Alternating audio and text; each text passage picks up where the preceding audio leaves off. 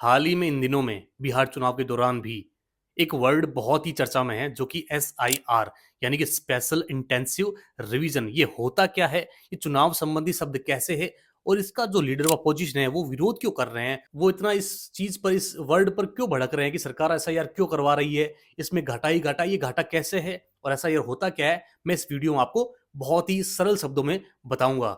तो SIR यानी कि स्पेशल इंटेंसिव रिवीजन, जो कि चुनाव संबंधी एक शब्द है।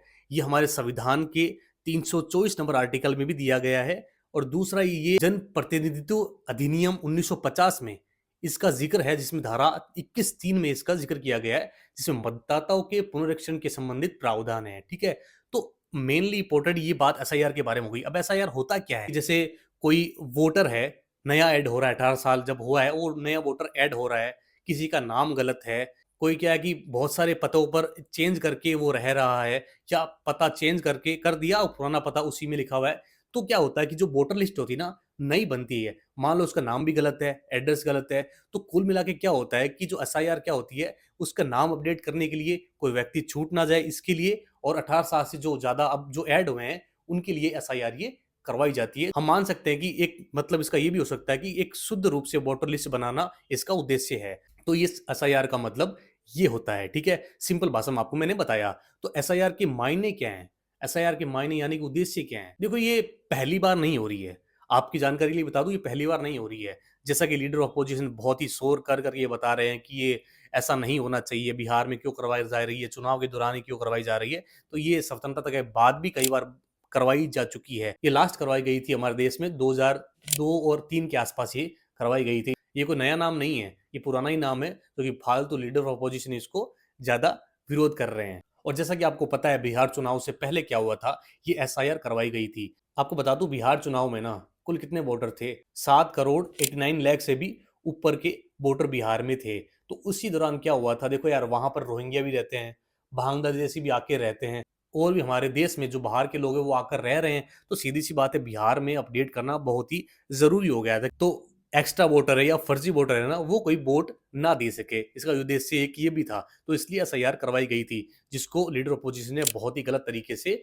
एक मायने में, एक अर्थ में लिया है। ठीक है, तो बिहार चुनाव के दौरान आपको वोटर की बात बताई, जिसमें ना 65 लाख के आसपास क्या हुआ, सरकार ने जो SIR करवाई थी ना, तो उसके दौरान उसमें लिस्टेड किए गए थे इनको हटाएंगे। तो देखो, सीधी हटाना तो लाजमी हो गया था ना, कैसे कि वहां पर जो लोग बाहर काम कर रहे थे वो परमानेंट, मान लो राजस्थान में, मध्य प्रदेश में, या फिर पंजाब, यूपी में शिफ्ट हो गए, तो सीधी सी बात है, वहां के जो वोटर लिस्ट में पहले से नाम थे, अब नाम थे तो हटवाना तो बहुत जरूरी था। जब जरूरी था तो वोट देने के लिए ये चीज भी थी ना कि वो एक फ्रेश वोटर लिस्ट आए, तो उसमें उनका नाम नहीं हो, जो बिहार से बाहर रहने लगे काफी समय के लिए, या कह सकते हैं परमानेंटली वहां से रिमूव हो गए। ठीक है, तो उसी के लिए SIR वहां पर बिहार में करवाई गई थी। तो वहां पर 65 लाख के आसपास जो है वोटर लिस्टेड किए गए, तो इनको नाम हटाना है। तो वापस क्या होता है कि जो आपत्तियां होती है वो करवाने के लिए उनको टाइम दिया गया। तो बाद में टोटल मान के चलो आप 47 लाख के आसपास है ना, तो इतने वोटर्स हटाए गए थे फिर बिहार चुनाव के दौरान। 7 करोड़ 42 लाख के आसपास क्या यहाँ पर वोटर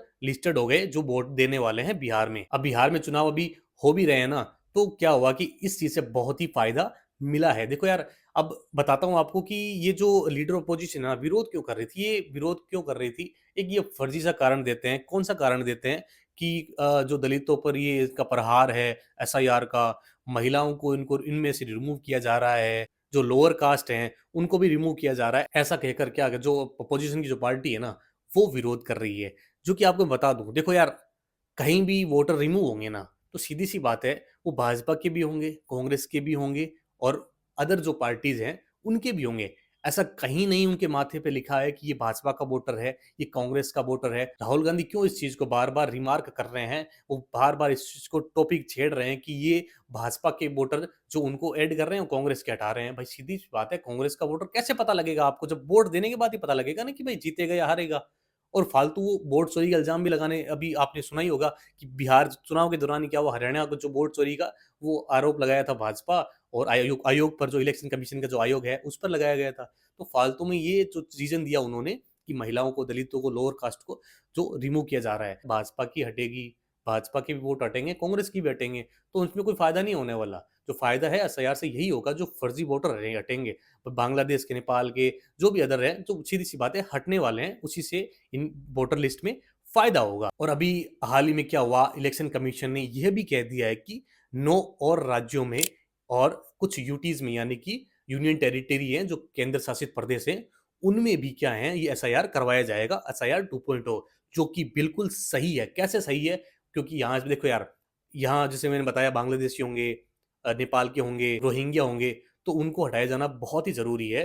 और वो तो देखो अलग रीज़न से भी हटाया जा सकता है, लेकिन अभी क्या होगा, उससे क्या कि जो वोटर लिस्ट होगी ना, वो एक तरीके से प्योर हो जाएगी।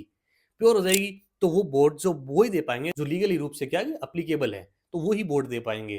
तो ये एसआईआर का बिल्कुल जो फर्ज़ी रीज़न देकर ये बार-बार ये जनता को बताया जा रहा है कि ये एसआईआर गलत तरीके से करवाई जा रही है, जो कि बिल्कुल गलत उनका तरीका है। सीधी-सी बात बता रहा हूँ मैं आपको। देखो लीडर ऑपोज़िशन राहुल गांधी है ना, वो बिल्कुल भी ना एक लीडर बनने के लायक नहीं है। क्यों लायक नहीं है? क्योंकि बार-बार वो वोट चोरी का भी इल्ज़ाम लगाते हैं इस चीज़ों के बीच में, जब चुनाव हो रहे हैं, एसआईआर हो रहा है, तो बार-बार जो चोर वोट चोरी का इल्ज़ाम लगाने लग रहे हैं। और देखो आयोग पर एक जो है ना आयोग, वो कॉन्स्टिट्यूशनल बॉडी है, उस पे इल्ज़ाम लगाना बहुत ही बड़ी बात हो जाती है, जो कि राहुल गांधी बिल्कुल इस चीज़ में गलत कर रहे हैं।